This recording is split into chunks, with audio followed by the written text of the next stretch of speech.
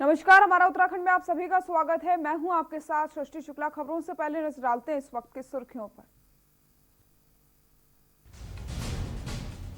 सचिवालय में रोजगार सृजन से संबंधित बैठक। मुख्यमंत्री त्रिवेंद्र सिंह रावत ने किया कार्य योजना का समीक्षा। पेयजल, लोक निर्माण, श्रम विभागों की समीक्षा। उत्तराखंड में 21 सितंबर से नहीं खुलेंगे स्कूल। शिक्षा मंत्री ने विभागीय अधिकारियों को दिए निर्देश। पहाड़ी रास्तों पर 17 किलोमीटर पैदल चलकर सीमांत गांव व समस्याएं सुनने पहुंचे डीएम। जज्बे को पूरा उत्तराखंड कर रहा है सलाम। रानीखेत मुख्य सड़क गड्ढों से भरी परेशानी। आवागमन में लोगों को हो रही है भारी दिक्कतें। बरसात में सड़कों पर भर जाता है पानी। उत्तराखंड में फिर से बेकाबू हुआ कोरोना। पिछले 24 घंटे में वायरस की चपेट में आए 1391 नए लोग, 9 की मौत। उत्तराखंड में बारिश और भूस्खलन से हमने बढ़ाई परेशानी। बद्रीनाथ हाईवे पर मलबा आने से कर्णप्रयाग के पास आवाजाही बाधित। आप देख रहे हैं के न्यूज, खबरों का सारथी। उत्तराखंड में बढ़ते कोरोना संक्रमण को लेकर के आगामी 21 सितंबर से स्कूल नहीं खुलेंगे। शिक्षा मंत्री अरविंद पांडे ने इस संबंध में मंगलवार को विभागीय अधिकारियों को निर्देश जारी कर दिए हैं। कोरोना की स्थिति सामान्य होने के बाद ही इस बारे में सरकार फैसला लेगी। शिक्षा मंत्री अरविंद पांडे ने सोशल मीडिया के जरिए कहा कि उत्तराखंड में कोरोना संक्रमितों की संख्या काफी बढ़ रही है, लिहाजा वर्तमान हालात को देखते हुए 21 सितंबर से स्कूल खोलने के आदेश को वापस लेते हुए अग्रिम आदेश तक स्कूल न खोलने के लिए विभागीय अधिकारियों को निर्देश जारी किए गए। उन्होंने कहा कि बच्चों और अभिभावकों के साथ इस तरह का खिलवाड़ नहीं होना चाहिए। कहा गया है कि जिस तरीके से वर्तमान माहौल है उसे देखते हुए स्कूल खोलने की स्थिति नहीं है। हाल ही में केंद्र के आधार पर राज्य सरकार ने 21 सितंबर से कक्षा 9 से 12 तक की कक्षाओं के संचालन के लिए सशर्त अनुमति दी थी, जिसमें कहा गया है कि अभिभावक चाहें तो बच्चों को स्कूल भेज सकते हैं। 21 सितंबर को जो स्कूल खुलने का है, मैं इसको उत्तराखंड में और पूरे देश के अंदर टेस्टिंग भी ज्यादा हो रही है और कोरोना से संक्रमित लोगों की संख्या भी ज्यादा बढ़ रही है।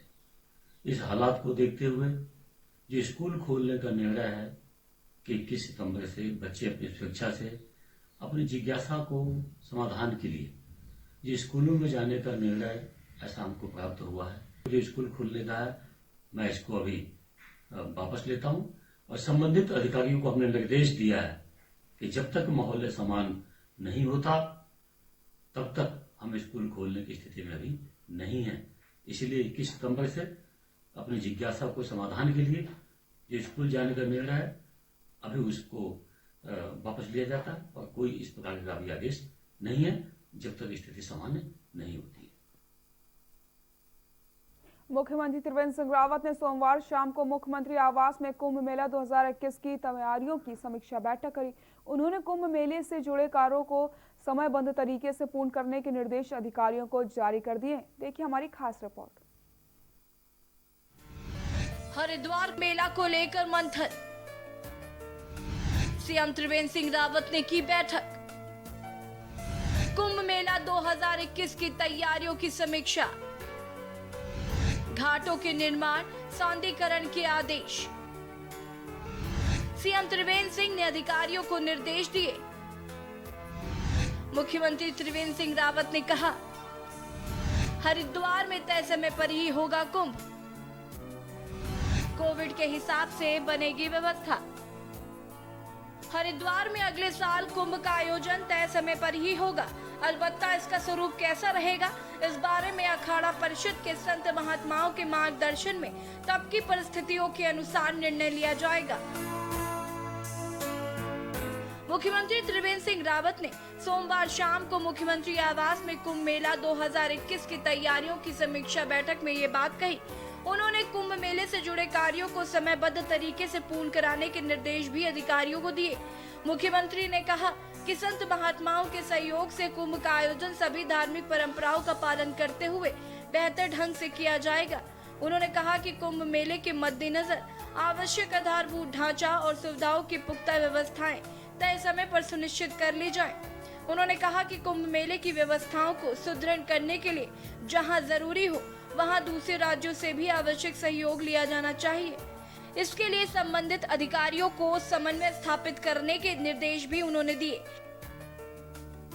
बैठक के दौरान मेलाधिकारी दीपक रावत ने कुंभ मेला क्षेत्र के सड़क, घाट, पार्किंग, शौचालय, कूड़ा कचरा प्रबंधन, स्वास्थ्य सुविधा समेत अन्य व्यवस्थाओं के बारे में जानकारी दी। आईजी कुंभ मेला संजय गुंजाल ने क्राउड मैनेजमेंट और ट्रैफिक प्लान का प्रस्तुतिकरण दिया। बैठक में मुख्य सचिव ओम प्रकाश, सचिव अमित नेगी, शैलेश बगौली, नितेश झा, सौजन्या समेत अन्य अधिकारी मौजूद थे। कुंभ मेले के दौरान श्रद्धालुओं की भीड़ नियंत्रण, स्वास्थ्य आदि को लेकर कोविड-19 की परिस्थितियों को ध्यान में रखकर व्यवस्थाएं बनाने के लिए अधिकारियों ने कसरत भी शुरू कर दी है। स्पेशल डेस्क के न्यूज इंडिया। मंगलौर कोतवाली क्षेत्र में इंसानियत की हदें पार कर देने वाला मामला प्रकाश में आया। दरअसल मंगलौर कोतवाली क्षेत्र में कोरोना पॉजिटिव महिला के साथ ही एम्बुलेंस के ड्राइवर ने छेड़छाड़ कर दी। महिला के परिजनों की तहरीर के आधार पर पुलिस ने आरोपी ड्राइवर पर मुकदमा दर्ज कर लिया, गिरफ्तार किया है उसको। वहीं पीड़ित महिला के परिजनों का कहना है कि कुछ दिन पहले उनके परिवार की एक महिला कोरोना पॉजिटिव आई थी, जिसके बाद महिला को कोविड केयर सेंटर में भर्ती करवाया गया था। आरोप है कि कोतवाली क्षेत्र के भिजोली गांव निवासी अरफान नाम का एक एम्बुलेंस ड्राइवर रात के समय कोविड केयर सेंटर पहुंचा और महिला के कमरे में घुसकर छेड़छाड़ करने लगा, जिसके बाद महिला ने साहस दिखाते हुए अरफान को कमरे से बाहर ढकेल करके बाहर निकाल दिया और दरवाजा बंद कर दिया, जिसके बाद महिला ने अपने परिजनों को पूरी घटना की जानकारी दी। महिला के परिजनों ने मंगलौर कोतवाली में तहरीर दे करके आरोपी पर कार्रवाई की मांग करी, जिसके बाद पुलिस ने आरोपी के खिलाफ मुकदमा दर्ज करके उसको गिरफ्तार कर लिया है।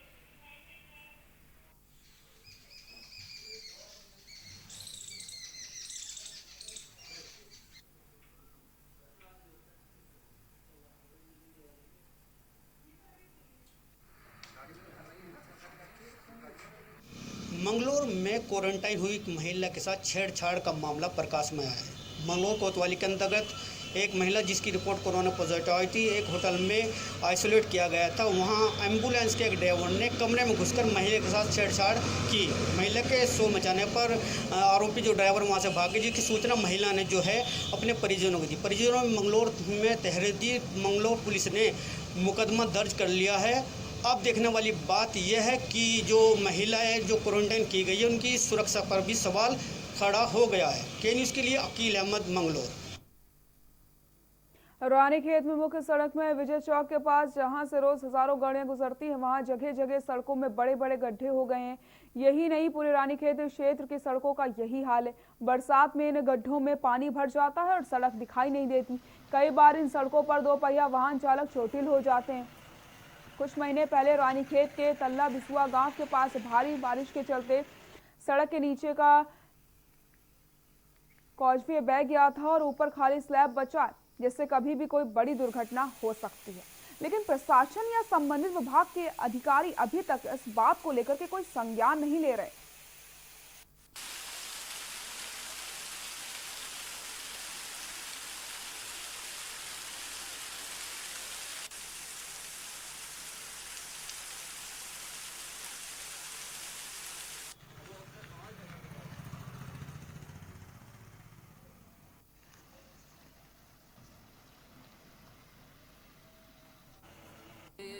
पहले से ही हम हमेशा देखते आए हैं, कांग्रेस आती है, गड्ढे भरती है, सड़कें बनाती है, नई सड़कें बनाती है। जनता फिर 5 साल के लिए बीजेपी को ले आती है और 5 साल में बीजेपी ये हाल कर देती है कि सड़कें दिखती नहीं है, गड्ढे गड्ढे दिखते हैं। आप इस समय भी देख रहे होंगे, शायद ही कोई सड़क ऐसी है जो बिना गड्ढों के है। लगभग पूरे उत्तराखंड की सारी सड़कें टूट फूट चुकी हैं, लेकिन बजट के नाम पर ठेंगा दिखा दे रही है गवर्नमेंट। नगर पंचायत बेरीनाग की बोर्ड बैठक अध्यक्ष हेमपंत की अध्यक्षता में आयोजित की गई, जिसमें बैठक में मीना गंगोला बतौर मुख्य अतिथि मौजूद रही। बैठक में विधायक ने नगर पंचायत के द्वारा किए गए कार्यों की जानकारी ली। बैठक में सभासदों ने बताया कि सरकार से स्वीकृत मकानों के लिए आई धनराशि को वापस भेज दिया गया है।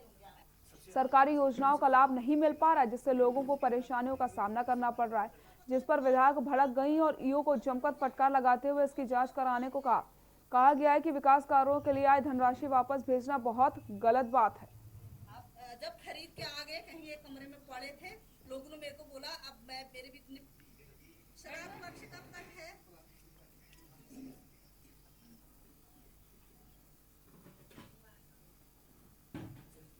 और दूसरी बात एक छोटी मैं अभी यहाँ पे सभी वार्ड मेंबर ही होंगे।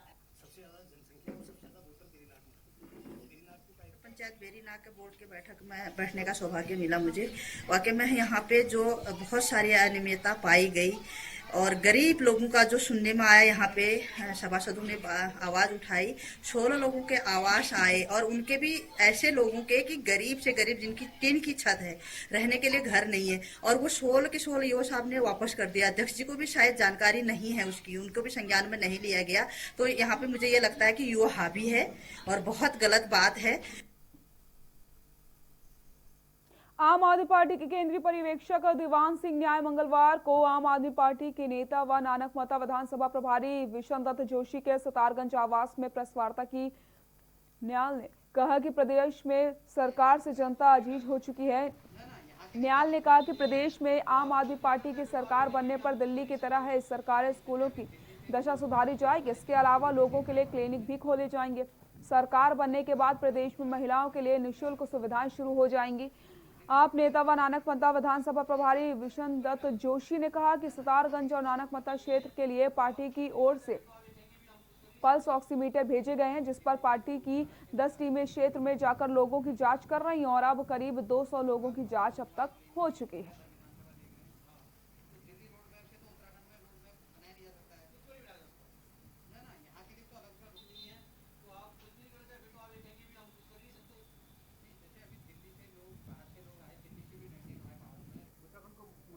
अलग राज्य बने हुए 20 साल होगा। पिछले 20 सालों में कभी कांग्रेस आई है, कभी बीजेपी यहाँ आई है, लेकिन दोनों ही सरकारों ने उत्तराखंड के लोगों के साथ धोखा किया है। यहाँ पर सिर्फ लूटने का काम किया। विकास के नाम पर यहाँ बिल्कुल जीरो है। आज भी यहाँ लोग हेल्थ के लिए, अपने स्वास्थ्य के लिए, अपनी एजुकेशन के लिए आपको यहाँ शहरों में आना पड़ता है और गाँव का विकास, गाँव बिल्कुल शून्य है। राजधानी देहरादून, अजयपुर, खुर्द स्थित श्रमिक सेवा में आम जनता को दिक्कतों का सामना करना पड़ रहा है। लोगों का कहना है कि हम अपने श्रमिक कार्ड बनवाने के लिए सुबह से यहां पर आ जाते हैं, लेकिन यहां पर कभी भी सर्वर की दिक्कत हो जाती है और कभी टोकन नहीं मिलता, जिसकी वजह से बिना श्रमिक कार्ड बनवाए वापस लौटना पड़ता है। दिन भर तपती धूप में खड़े रहने के बाद कर्मचारी सर्वर खराब होने की बात कह करके वापस लौटा देते हैं। लोगों का कहना है कि श्रमिक सेवा केंद्र में काउंटर को बढ़ाना चाहिए था, सर्वर की समस्या का हल करना चाहिए, जिससे कि आसानी से श्रमिक कार्ड बनवाए जा सकें।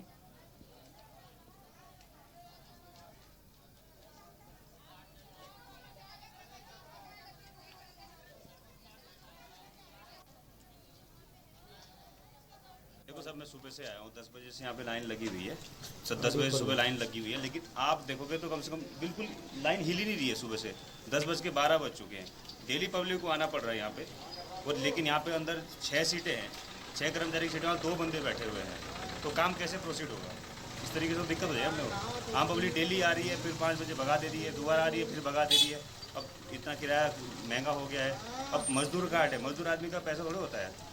अब उससे अगर डेली किराया वो बेचारे का आधी रेट तो किराया भी निकल जाती है। दूर दूर से लोग आ रहे हैं। हमने लेबर कार्ड बनवाने के लिए आए थे और यहाँ देखकर बहुत ज़्यादा भीड़ हो रही है, ना इन्हें काम हो रहा ढंग से, और सर्वे इनका कभी आता है, कभी चला जाता है, कभी पब्लिक नहीं आती। किराया इतना महंगा हो गया, पब्लिक यहाँ के चक्कर काटते काटते परेशान हो रही है बहुत ज़्यादा। कब से दिक्कत आ रही है? कितने समय से आ रहे हैं यहाँ पे? मैं 2-3 बार आ गया सब।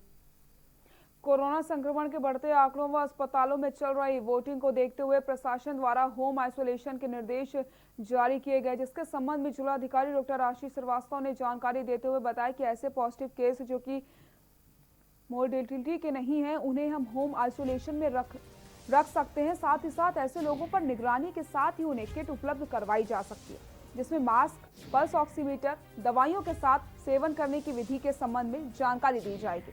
इसके साथ ही आज के लिए निर्णय के आधार पर अब भारत सरकार द्वारा इम्यूनिटी बढ़ाने वाले आयुष दवाइयों के संबंध में भी एक पर्चा उपलब्ध करवाया जा रहा है, ताकि मरीज व उसके घर के अन्य लोगों को उसका सेवन कर सकें और वो अपने इम्यूनिटी को बढ़ा सकें। वहीं जिलाधिकारी ने मीडिया के माध्यम से जनता से अपील करते हुए कहा कि जरूरी हो तभी घर से बाहर निकलें और मास्क व सोशल डिस्टेंसिंग का पालन पूरी तरीके से करें।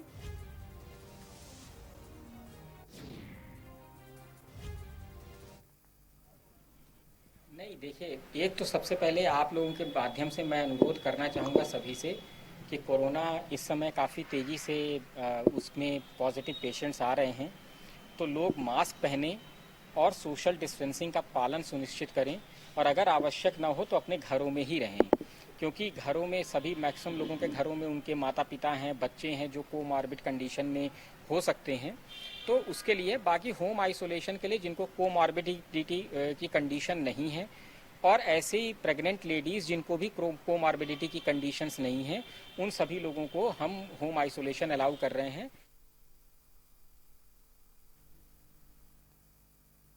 लोक निर्माण विभाग के आउटसोर्सेस के जरिए भर्ती हुए कर्मचारियों को पिछले 6 महीने से मानदेय नहीं मिला। इसको लेकर के आक्रोशित कर्मचारियों ने लोक निर्माण विभाग रुद्रप्रयाग कार्यालय के सामने धरना दिया। कर्मचारियों की मांग है कि उन्हें 6 महीने का मानदेय दिया जाए और उन्हें पुनर्नियुक्ति दी जाए। वहीं जन अधिकार मंच ने भी मौके पर पहुंचकर कर्मचारियों को अपना समर्थन दिया। दरअसल लोक निर्माण विभाग रुद्रप्रयाग में विभिन्न सड़कों के अनुरक्षण के लिए 1 वर्ष पूर्व बेलदार व मेट के पदों पर कर्मचारियों की आउटसोर्सेस के जरिए नियुक्ति की गई थी, लेकिन आज तक ना तो कर्मचारियों का समय से मानदेय मिला है और ना ही इनके ईपीएफ और ईएसआई की जानकारी इनको दी गई है।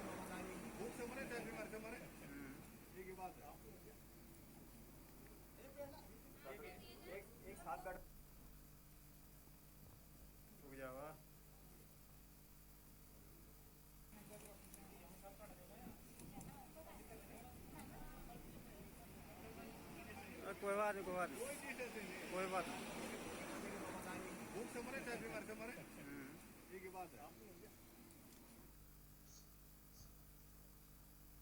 नैनीताल नगर पालिका के बैनर तले 18 सितंबर को होने वाले नैनीताल स्वच्छता दिवस अभियान के संबंध में मां नैना देवी मंदिर में प्रेस वार्ता आयोजित की गई। बैठक में नगर पालिका अध्यक्ष सहित कई सामाजिक संगठनों ने अपनी भागीदारी सुनिश्चित करते हुए बृहद स्तर पर नगर भर में चलाए जाने वाले स्वच्छता अभियान में विस्तार से चर्चा करी। राजीव लोचन ने बताया कि कोविड को देखते हुए छोटी छोटी टुकड़ियों में उचित दूरी का ध्यान रखते हुए सफाई अभियान चलाया जाएगा। स्वच्छता अभियान का मुख्य उद्देश्य यह है कि नागरिकों में नगर को स्वच्छ रखने के साथ ही पर्यावरण संरक्षण के लिए प्रेरित करना है, ताकि सरोवर नगरी स्वच्छ और खूबसूरत बन सके।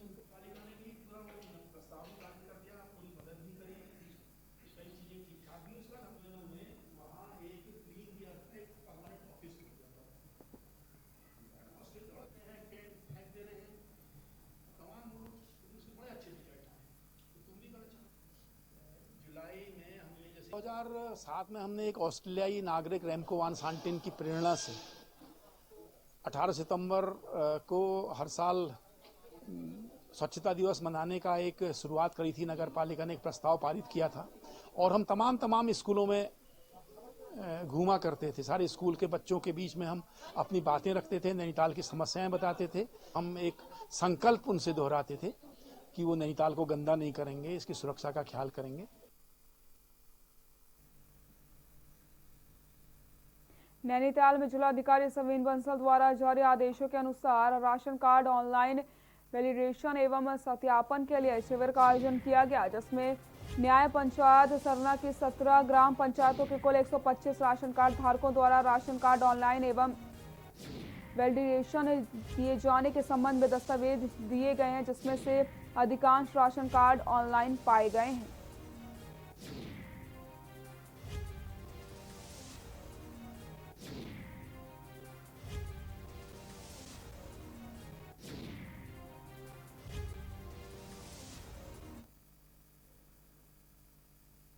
जौनसार बावर के चक्राता आईटीआई के अनुसूचित जाति के छात्रों को प्रवेश नहीं दिए जाने को लेकर के जौनसार बावर जन कल्याण समिति लाखामंडल अध्यक्ष बचना शर्मा की अगुवाई में एक प्रतिनिधि मंडल ने कैबिनेट मंत्री यशपाल आर्या को मांग पत्र भेजा। दरअसल जौनसार बावर क्षेत्र के अनुसूचित जनजाति व अनुसूचित जाति के लोग निवास करते हैं। ऐसे में पिछले कुछ वर्षों से जौनसार बावर में आईटीआई, एकलव्य विद्यालय, आश्रम पद्धति विद्यालयों में अनुसूचित जाति वर्ग के छात्रों को प्रवेश नहीं दिया जा रहा है, जिसको लेकर के कई सामाजिक संगठनों द्वारा आईटीआई चक्राता के प्रधानाचार्य से इस संबंध में अवगत करवाया गया, लेकिन कोई संतोषजनक जवाब नहीं मिला। तो छात्रों की समस्या को देखते हुए जन कल्याण समिति लाखा मंडल द्वारा कैबिनेट मंत्री यशपाल आर्या को अपना मांग पत्र प्रेषित किया गया है।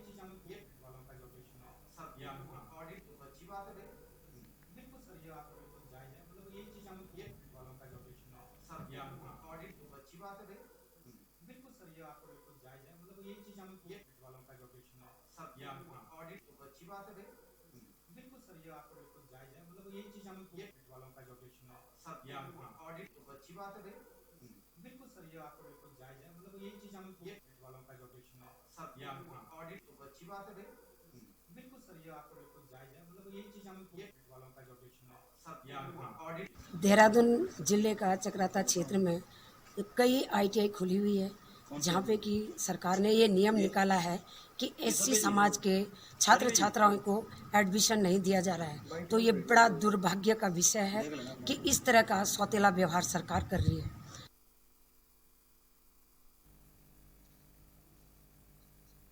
नैनीताल आर्यभट्ट प्रेक्षण संस्थान में आज से 3 दिवसीय वेबिनार आयोजित किया जा रहा है, जिसमें 8 देशों के वैज्ञानिकों ने 15 करोड़ की लागत से स्थापित ST रडार को स्थापित करने में 15 करोड़ की लागत आई है। 8 साल पहले इस पर काम शुरू किया गया था। निदेशक एरिज प्रोफेसर दीपांकर बनर्जी ने बताया कि ST रडार पर ट्रायल सफल होना एरिस के लिए बड़ी उपलब्धि है। इससे वायुमंडल के बारे में कई अहम जानकारी अपने पास हो सकती है। वायुमंडलीय शोध संबंधी कार्य भी आसान होंगे। ST रडार उच्च हिमालय के वायुमंडल में उठने वाले विभोग का पूर्वानुमान लगाने में सक्षम है। 20 किलोमीटर की ऊंचाई तक हवा की गति, दिशा व नमी का भी आसानी से पता लगाया जा सकेगा। साथ ही साथ मौसम की सटीक जानकारी भी मिल सकेगी।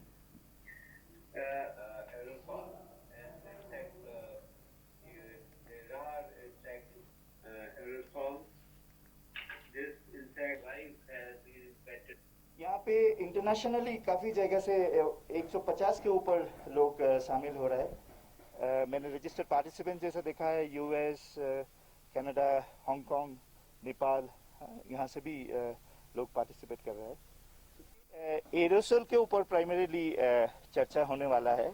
तो एरी से तो काफ़ी सारे एरोसोल के ऑब्जर्वेशन होता है एंड हमारे जो साइंटिस्ट है यहाँ पे ये एरोसोल के ऑब्जर्वेशंस इंडिया में बाकी जगह से भी कैसा होता है उसको भी ऊपर अध्ययन करते हैं।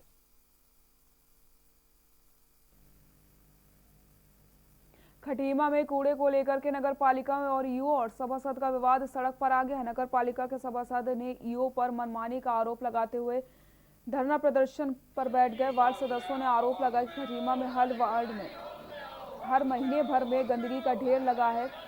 आपको बता दें, लेकिन कई शिकायतों के बाद भी कूड़े का ढेर शहर से हटाया नहीं जा रहा है। वहीं नगर पालिका ईओ सभासदों के आरोप से इनकार करते हुए शहर से जल्द कूड़ा हटाने की मांग कर रहे हैं।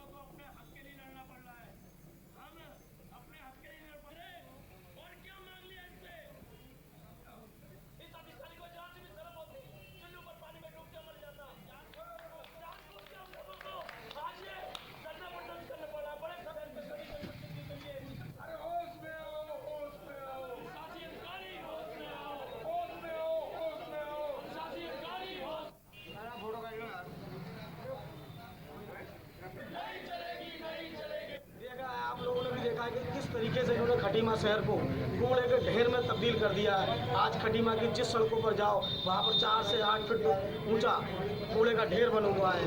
इससे प्रतीत होता है कि योग के द्वारा अपने कार्य की पूरी लापरवाही बरती जा रही है। माननीय उच्च न्यायालय के द्वारा जब से ये स्थगन आदेश लेके आए हैं तब से इनके द्वारा बोर्ड के आदेशों की भी लगातार अवहेलना की जा रही है।